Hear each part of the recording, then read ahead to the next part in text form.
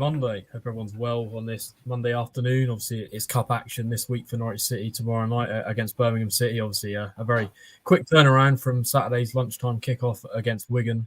Adam Harvey here, joined by Samuel Seaman. We're going to sort of divide this show up into sort of two parts. We're going to look ahead to that Birmingham game tomorrow night, which obviously is an opportunity for Norwich to try and register their first victory of the season. And then the second half of the show, everyone who has any questions, put them in the comments section, whatever platform you're watching this on, and me and Sam will try our best to answer all your questions. So Sam, I suppose we're 48 hours now on from that sort of 1-1 draw at home to Wigan. I suppose obviously we did reflect on this in the podcast directly after the game, but I suppose just any more reflections, obviously looking back now, sort of 48 hours on from that game? Yeah, I feel more positive than negative about it, which I think if you would have told me before the game that Norwich were going to draw 1-1 with Wigan, I don't think I would have felt this positive. But the style of play and the elements around that were what really encouraged me. And I felt like for the first time under Dean Smith, we had a real idea of what Norwich were trying to do. So I think going forward, I actually do feel quite positive on the back of that. And now it's going to be an interesting week with two games to back that performance up, to see whether Norwich can do similar things against Birmingham and Hull that they did against Wigan. But yeah, it does feel strange. Norwich have 1 point on the board after two championship games, having gone in as favourites for the title, really.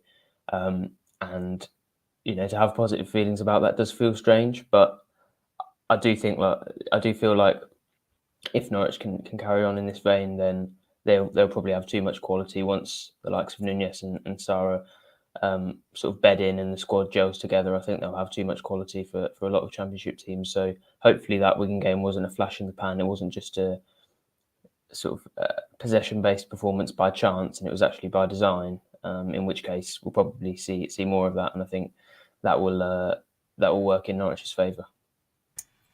Obviously, Dean Smith this morning obviously bring us up a little bit of injury news. Obviously, Nulis, that really bad-looking injury the other day, minimum of 8 weeks expected there. Ligament damage is what's suspected. Obviously, there's going to be a scan, and a specialist is going to look at that, obviously, just to double-check that there's nothing more in it. But I suppose, Sam, is that more positive than you initially expected? Obviously, I think we all saw that injury, and obviously we saw the Wigan manager, Liam Richardson, automatically signalling for medical support. I suppose, is 8 weeks minimum kind of a positive in a sense? Obviously, it's negative for Norwich in the sense that arguably best left back is out injured for over 2 months. But in the context of how bad that could have been, is that kind of an overriding positive? Yeah, definitely. I think when we saw him go down, he was sort of visibly in tears, and the urgency with which obviously Richardson did usher the sort of the referee to stop the game and the medical team to come onto the pitch, I think it did feel maybe a lot more worrying, especially once we sort of saw a replay. And I know quite a lot of people probably haven't, but it did look pretty horrendous to watch in slow motion. So yeah, it's definitely a blow to Norwich. But if you're looking at an out for the season sort of verdict, then it's probably either them having to spend some money on a new signing, or trusting that Sam McCallum is going to be available every single game for the rest of the season. And remember that he's sort of seen as at the moment, I feel like he's still seen as a quite clear second choice to Nulis. So in their eyes, you feel that it probably would have been quite a dangerous situation had that been the case. So they have probably got off slightly lighter than they thought, but 8 weeks is quite an awkward time period in terms of whether you bring in those reinforcements, because in the Championship, 8 weeks can be quite a lot of games. I haven't actually looked at that, but it could well be quite easily 10 or 12 or 14 games in those 8 weeks that one of their key players misses out. And whether you address that, it's going to be a dilemma for Stuart Webber from now on, because the reality is that once Nunes comes back, they're probably not going to need a third left back. So I'm interested to see how they address that situation. My inclination at the moment is that they'll trust Sam McCallum and Sam Byram in that position as things stand. Obviously, we've seen with the right back situation that they clearly do place a lot of trust in Sam Byram, even given his injury situation. But yeah, I think it's going to be a big blow either way, because this is a fantastic Championship player, and they're going to miss him. His sort of him receiving the ball out wide has been a regular feature of the opening 2 games, and I don't think Sam McCallum's maybe going to provide that same attacking thrust or quality. But now's the time for him to prove me wrong, and he's only made I think 1 start for Norwich, and that was in the League Cup. So now's the time for him to really prove that he can be up to that standard, and I'm sure he's looking forward to it and backing himself. Yeah, obviously Dean Smith this morning, when I think it was Pat asked him the question about whether Norwich would maybe look to delve into the transfer market for obviously left back cover. Obviously, he referenced Jacob Sorensen, a man who we saw at left back in that 2021 title winning season. Obviously, played left back for quite a long, sustained period of that time. I'm going to sort of delve into the comments here because it kind of ties into my question. First of all, is Sorensen, realistically a good left back cover option? And obviously, I'll bring up Ross Parkinson's question. With only 2 fullbacks at the moment, do you think we'll sign some more cover? Is that sort of an area that maybe you feel like, despite Dean Smith's comments, that they might go and look and do something in? Well, I mean, Dean Smith is the best person to listen to on those matters, and he did highlight Jakob Sorensen as an option. I think personally it's quite strange because although he's played a lot of his games at left back, I think actually all of his games at left back have been in the Championship.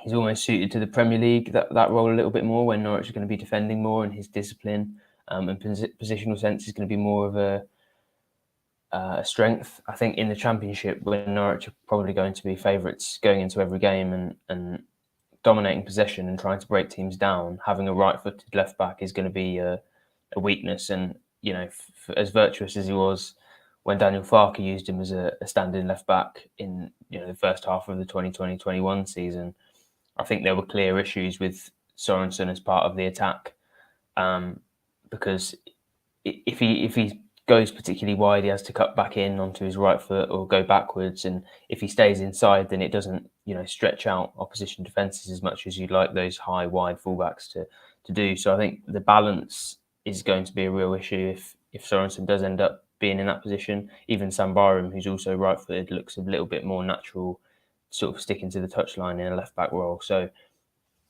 I don't mind Sorensen as a left-back. I think as a fill-in centre midfielder, he's probably better than quite a lot could do. But as a long-term solution, I don't see it really working at all. But, if Dean Smith highlighted it, he knows what Norwich is going to do in the transfer market better than I do, better than anyone does, really, other than Stuart Webber, maybe. So maybe he sees him as an option, and in that case, that's the sort of thing where the timescale does come into consideration, because 8 weeks with Sorensen at left back, or Sorensen as a second choice left back, is certainly palatable. Whereas if you'd been saying Sorensen's going to have to start week in, week out at left back for the whole season, it would be different. But yeah, that's where the 8 weeks feels slightly better than it could have been. Just sort of delving into the comments, there's quite a bit of concern, I suppose, over that defensive area. I mean, I'll bring up Craig Brooks' comment, worried about the defence. Do we have enough cover at fullback now? Aarons can't be risked for a cup game. We only have 1 fit left back, and we still haven't replaced Zimmerman. A lot of appreciation there for Nunez, who I think we spoke about on the pod. A relatively decent debut, obviously faded out as the game went on, but that sort of first 30-minute period was quite promising. And Elliot Pearson has got a question. Is Nunez good enough for the Championship? So obviously we've only seen about sort of 65, 70 minutes of him, Sam, but are you sort of positively minded to say that he's going to adapt to the Championship and sort of provide a creative spark for Norwich? Obviously we saw him in that number 10 position the other day. How do you see him sort of progressing in this Norwich team moving forward? Yeah, my instant indication is to say yes. He did really well, I thought, in the opening 30 minutes especially, but there were still good signs sort of before he came off. You can understand why his performance tailed off. I think he completed the move on Tuesday, was it? So a 4-day turnaround, especially given he's moved from South America, played in a Chilean league game last Saturday, or the Saturday before the Wigan game, and he's had a really busy week, so you can understand why he tailed off a little bit.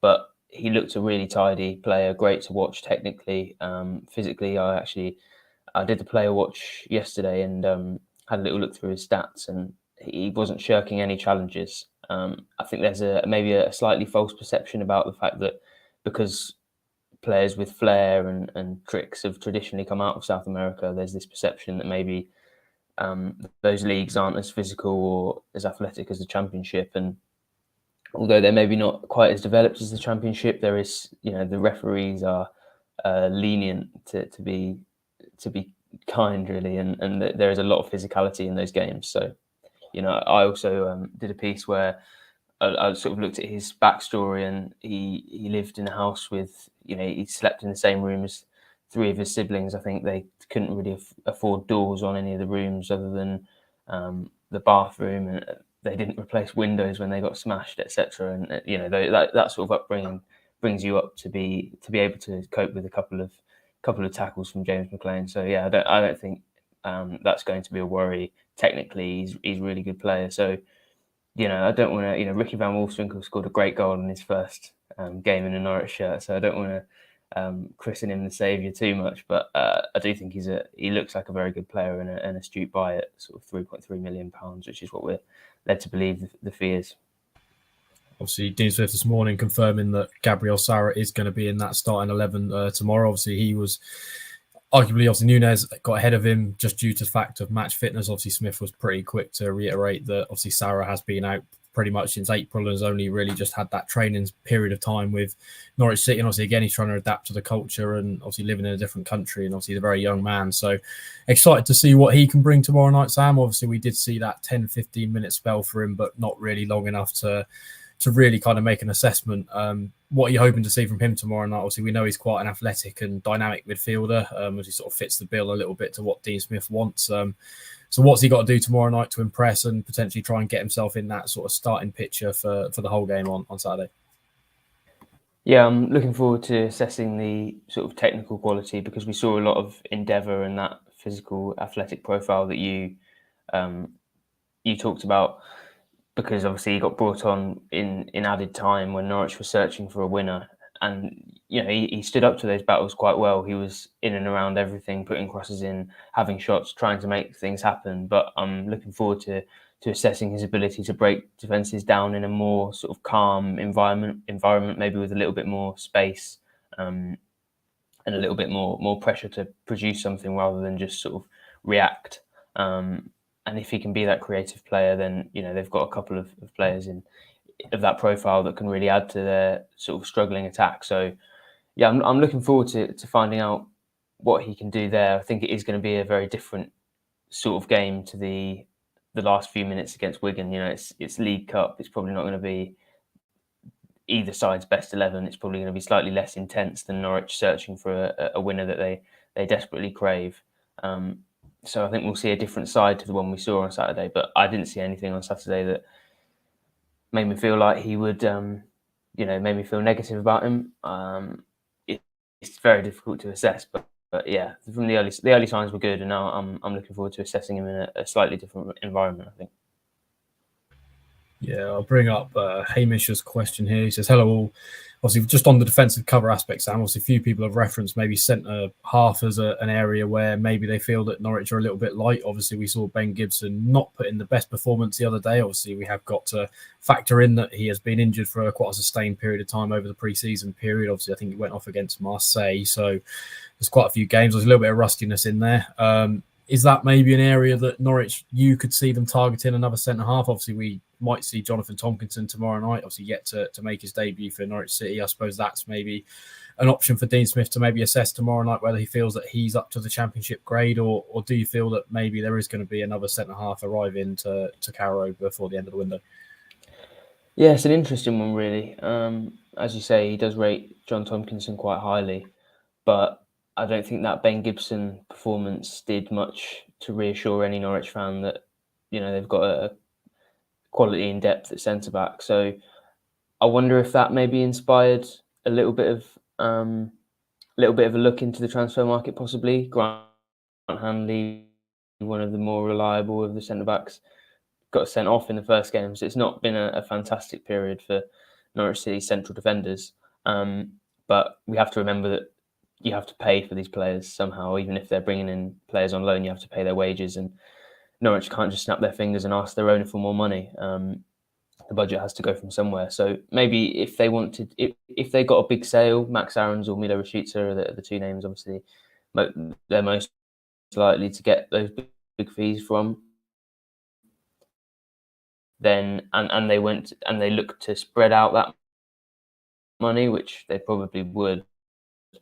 Maybe centre back is an area they'd look to address, but at the moment, I don't see where they're going to get the funds from. Really, I think a winger would be a higher priority because yes, there's been poor performances from Hanley and Gibson, but they actually formed an incredibly solid championship. Just over a couple of bad performances in the opening games. The track record suggests that Norwich should be fine, and well, their budget suggests that they have to be really. So yeah, unless we see those outgoings, I would be surprised. But obviously, the early events of the season maybe might force their hand. Yeah, obviously, in terms of outgoings, I'll just link it to this question, Sam. So obviously, they brought in Aaron Ramsey on loan from Aston Villa the other night, a very young player with very limited experience, but one that Dean Smith referenced this morning and said he can play as the number 10, can play in those wide flank positions as well. So a little bit versatile in the attacking areas, and obviously a player that he knows well from being at Aston Villa, and obviously his brother Jacob Ramsey, is progressing very well in terms of the Premier League with Aston Villa as well. So I think Smith's very hopeful that they've got a player there, and he's a man that might be involved tomorrow night. Obviously, Norwich are still awaiting FA clearance on him, so potentially one that might be amongst the bench. But in terms of outgoings, obviously this is linking to this question. See Ramsey being brought in, do you think that that's maybe got a connection to potentially some more outs? Obviously, I suppose we've got the likes of Springett, who we haven't, obviously picked up that injury a few weeks back, but maybe those kind of players, would Norwich maybe look to try and shift those out on loan, or is there other players in that squad that you think Norwich are going to try and shift out before the end of the window? Yeah, I can see a couple of the younger players maybe going out on loan. Obviously, we saw as soon as Norwich brought Sarah and Nunez into the squad, Liam Gibbs, and Liam Gibbs wasn't involved. I don't know if Tompkinson was on the bench. I don't think he was actually. So, it shows how quickly they can fall out of the 18, and it's difficult. We're not saying that these players aren't going to go on and be good players for Norwich City, but it's difficult to get into 18. The best 18 players in the favourites for the championship title, and that's just how it is. And Norwich are obviously keen to develop these players. It's a big part of their model to develop their own players from the academy, and it could be that they're left having to take a risk over, Liam Gibbs could provide them with cover for 3 or 4 games, but is that worth the improvement that he'd get from playing 40 games elsewhere? And you have to think not really. So I wouldn't be surprised to see a couple of those players going out on loan. I don't think the signing of Ramsey necessarily means they have to, because midfield, remember, was an area they weren't well stocked in at all. At the start of the summer, they had Lucas Rupp, Billy Gilmore, Matthias Norman all leave, and PLS Malou as well, obviously later down the line. So it is an area they need to restock. It's not just like they've been adding. So yeah, I don't know if they have to let go of anyone, but I wouldn't be surprised to see some of the sort of academy products and those players that are sort of halfway between under 23s and first team. I wouldn't be surprised to see a couple of them go out on loan, because we've already seen Ballymumba, Flynn Clark, Saxon early, I think, as well. So they're not afraid to put those players out on loan. And from my understanding, speaking to certain people involved with the younger players, it's for a lot of them, it's a situation of if they can get a loan, they'll take it, because the value they place in that experience is super high. So I wouldn't be surprised at all if a couple of those went out on loan to the EFL.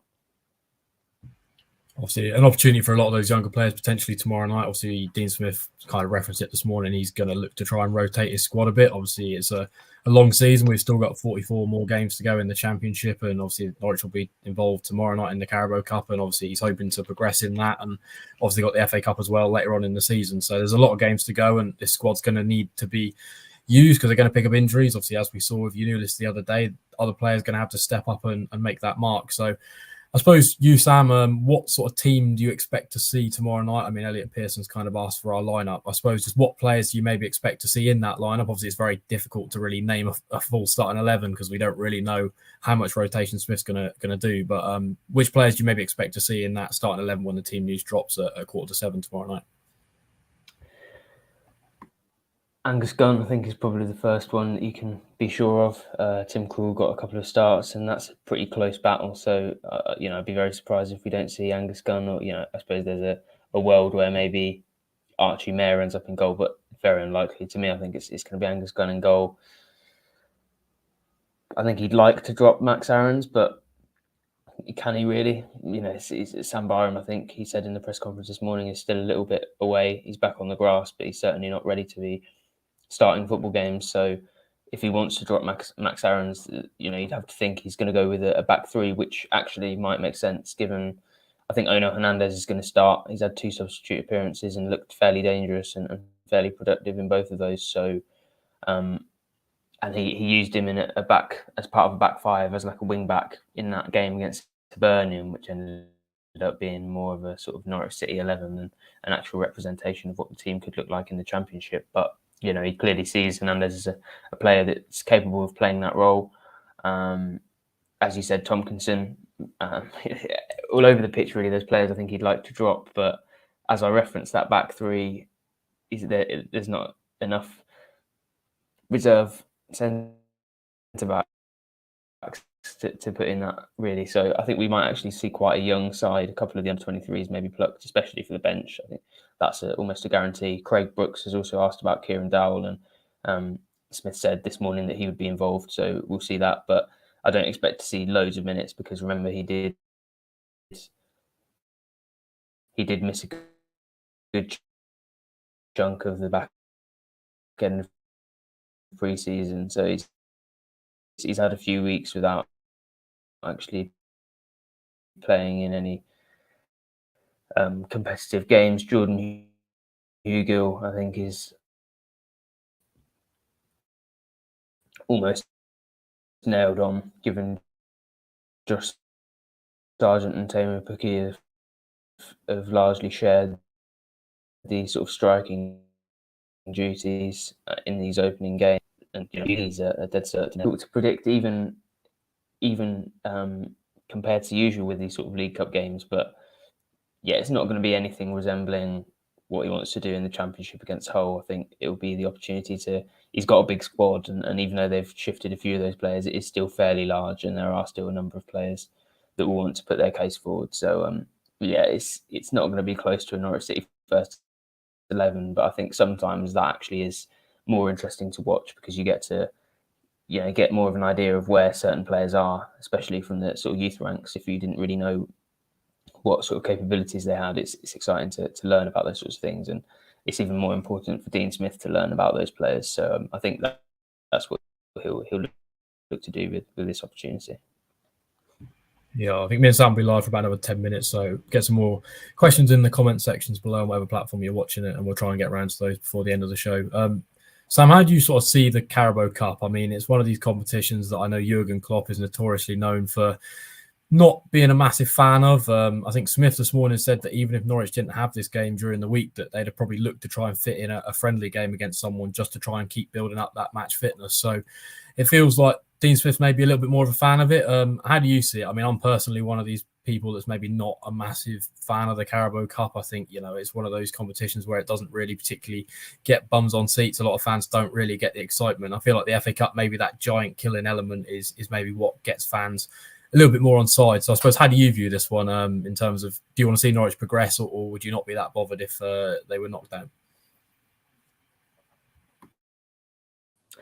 Well, I think it's always a good idea to try and win every game you play in. I think maybe we'd enjoy the Carabao Cup a little bit more if Norwich were one of those teams that aren't traditionally trophy winners, but might be able to challenge for it. World Cup. If you're a Leicester or Newcastle or Aston Villa, and you're unlikely to be able to challenge for sort of the Premier League, I can understand why having 2 domestic cups would be interesting, but Norwich realistically are going to find it very, very difficult to get close to winning a Carabao Cup. So, for us, it's just having to get out and work at 7:45 on the Tuesday more regularly than maybe we'd like to. But no, I don't mind. I like watching football, so I don't mind it at all. In terms of taking it seriously, I wouldn't put too much stock in it. If Norwich lose, on Tuesday night. I'm not going to be going on the Pinkham podcast saying Dean Smith should be sacked. So I think it is a good opportunity, and Smith raises a good point, that it gives the opportunity for players to play. And I think there are a lot of players who have the Carabao Cup to be grateful for their careers, just in terms of putting themselves in the shop window and maybe highlighting their capabilities to managers and the like. But yeah, for us as journalists, it's not particularly exciting to cover, especially when neither of these teams, Norwich might be able to, in another world, Norwich might be able to knock out a Liverpool or a Man City and take them out of the running. But I don't think either Norwich or Birmingham have, anything but an incredibly slim chance of winning this cup. So this game does, to an extent, feel maybe less competitive than the Championship. But for the players and for as a viewer, it's interesting, I think. So I don't mind them keeping it around. It's just something to do on a Tuesday night, isn't it? Exactly, and it gives kids an opportunity to get along to Carrow for the first game, which is obviously always a huge benefit, especially when Norwich obviously notoriously sell out their stadium, and match tickets can be quite expensive for league games. So I suppose that's an upside. And we will just mention that tomorrow is the CSF game as well. So that's one, if you haven't got tickets, then it's helping to support a local charity. So that's well worth it. And I'll just bring up Alex's point. He's a big fan of the competition. He said that League Two Bradford made the final in 12-13. And one that Norwich could have potentially made if Lambert hadn't arrested that team against Aston Villa. So, yeah, it's a good point. I suppose, Sam, I put Birmingham are the opponents tomorrow night. Have you maybe, as a sort of viewer from the outside, what have you maybe made of their sort of first couple of league games? I think it's 4 points, isn't it? They beat Huddersfield the other night on Sky Friday evening, and I think they drew with Luton away on the opening day of the season. Obviously, we don't really know what team they're going to really bring to Carrow, no more than we really know what team Norwich are going to field tomorrow night. But what have you maybe made of their start to the season as sort of someone viewing from the outside? Yeah, it's been impressive. Obviously, Huddersfield finished third in the Championship and got to the playoff final. So for Birmingham to be beating them is no mean feat. I think Norwich fans, the more keen Norwich fans, will have had an eye on Przemysław Pojeta, who, by all accounts and by the score sheet, has been impressing quite a lot. I think Birmingham fans are really happy with him. I saw one Birmingham fan actually said, "Can't believe Norwich have given us their best player." So yeah, that was interesting, especially having heard some of the opinions around the Polish international in the Norwich fan base. But yeah, he scored. Well, it was sort of effectively the winner. He scored to make it 2-0, and then they won 2-1. And he's looked pretty good. He looks very happy there. So yeah, it looks like a club that's sort of on the up. In the Championship, when you've been in the Championship, slogging it there for a long while, it gets very difficult. I remember getting a bit fed up as a fan when Norwich were in the Championship for 3 years, let alone, I don't know the exact number on Birmingham, but must be getting close to sort of 10 now. So, it's I think as a club to be that positive and to be trying to do something, I think it's exciting for them probably. They've got obviously big names in there, the likes of Troy Deeney, who we recognise, and it is a big club that should be achieving more than they are. So, it's not, they're nothing to take lightly. I don't think they're going to be in the relegation battle. And judging by Norwich's performance against a side that just got promoted from League One in Wigan, there's no team in the Championship that you can take lightly. So I think it's going to be a difficult test for Norwich. I don't see it being any sort of easy League Cup thrashing or anything like that. I think it'll be a good test, and that's what you want really. If you're, as we spoke about earlier, if you're not going to win the League Cup, what you want in those early rounds is probably an accurate test compared to the level of the Championship, so that Dean Smith will be able to judge those players based on their performance at that level. So yeah, I think it's a good level of opposition. It's probably not a super exciting tie, but it's definitely reflective of the sort of opposition Norwich are going to come up against this season, and maybe gives them an opportunity to scout a little bit ahead of that game on the 30th of August. Yeah, obviously, we believe Chevy Pojeta is not available to face Norwich, obviously, being it's against his parent club. So, not one we're expecting to feature tomorrow night. Sam, I suppose, just to sort of round off the show, when I've been going for about half an hour, score prediction for tomorrow. I mean, this is probably the hardest question I'm ever going to ask you, because, quite frankly, we do not know which team is going to be fielded for either side tomorrow. So it's a bit of a shot in the open. But do you see Norwich getting their first victory of the season tomorrow night? Yes, I do. I think somehow they'll get it done. I don't see it being a particularly exciting game, not a goal fest, but I'll go for 2-0. Let's say Gabriel Sara's gonna get one of the goals to make it a little bit more exciting as well. What are you going for? I think I'm going 2-0 as well. I was speaking to Pad at the press conference this morning, and I think I can see 2-0 as well. So I think maybe Jordan Hugill, I feel like he's a man that's been in amongst the goals during pre-season, not really been given his chance to stick him on against Cardiff the other week for sort of a short period of time, but not really seen him feature during the actual season. So I feel like maybe tomorrow night's his chance to stake a claim, especially with sort of Pukki looking a little bit frustrated. I think we saw a comment earlier on that someone was saying he sort of maybe lost that touch of pace, which I think we did maybe see a little bit more on Saturday. I think there was one ball in behind where usually I used to sort of just expect that would be the sort of ball he'd latch onto, but maybe that that touch of pace has gone. So I think that'll round it up. We got the Dean Smith press conference video from today's presser on our YouTube channel. So if you haven't got over to see that, then that's well worth a watch, because obviously we've got all the team news updates in there. Obviously, I'll just sort of run through them again. Your new list, that looks like it's going to be a minimum of 8 weeks. So that's ligament damage. Adam Eder, not one we're expecting to see tomorrow night. Smith said that they removed some more fluid off his knee last week. He's going to assess him today in training, but whether he might be amongst the substitutes bench potentially, but I'd still be inclined to say very much not very likely. Kieran Dowell's back. Grant Hanley's obviously back from suspension. Jonathan Rowe, he didn't want to put a time frame on that. That's obviously a stress-related injury, and he sort of referenced Omobama Deli as a man from last season, obviously, that had a stress-related injury that ended up being quite a sort of long, sustained period of time. As we referenced earlier, Sam Byram as well is back on the grass, not amongst the group in terms of team training, but doing his own rehab as well. So I think that's covered off pretty much everything you need to know ahead of this one. Obviously, me, Sam, Connor, and Paddy is back for this one. We'll be at Carrow tomorrow night. Obviously, all the team news video will be live at 6:45, and also obviously we'll be doing all the usual match coverage, all your analysis and your reaction from this Carabao Cup fixture. So if you're heading to Carrow tomorrow night, fingers crossed that Norwich can get off the mark and obviously get a victory and seal sort of a route through to the next round. Sam, if they do go through, last question, who would you want to see them face? Obviously, we don't know who's gone through yet, but probably not a long trip to Plymouth for us. No, I think it's a short trip to Ipswich would be the ideal. I've not even been to a Norwich Ipswich game actually, let alone cover it as a journalist. So even if it was a low-level Carabao Cup game, I'm quite keen for that to happen at some point. So yeah, if I got to choose, that's what I would choose. Although it is putting a rather important record maybe at risk. Yeah, exactly that. So that'll round it up. Thanks for joining us this lunchtime. Again, as I say, all the sort of content you're going to need ahead of this one is on the Pinken and the Pinken Plus app at the moment. Obviously, $1.99 a month. You can take out a free subscription on that as well. So if you haven't checked that out, then go and check the Pinken Plus app out now. So thanks for joining us. Enjoy the rest of your Monday, and stay safe.